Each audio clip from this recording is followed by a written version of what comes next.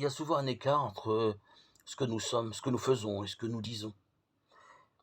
Et nous souffrons de ce manque d'unité. En Dieu, il n'en est pas ainsi. Tout est vérité.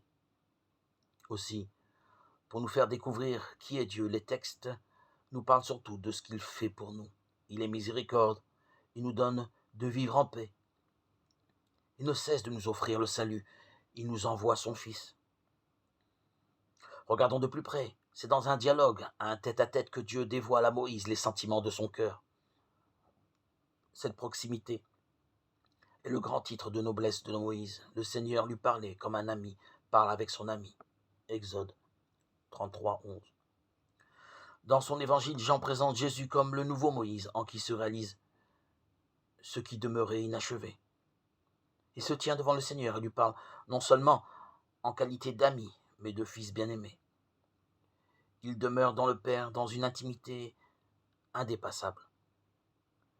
Jésus est pour toujours Dieu avec nous, en lieu, en lui et en tout temps. Dieu habite au milieu de son peuple. En Jésus, Dieu se révèle définitivement. Je t'ai dit toute chose en ma parole qui est mon Fils, et je n'ai point d'autre. Restons en émerveillement devant ce mystère de grâce, d'amour et de communion qui nous dit tout à la fois qui est Dieu et quelle est notre destinée.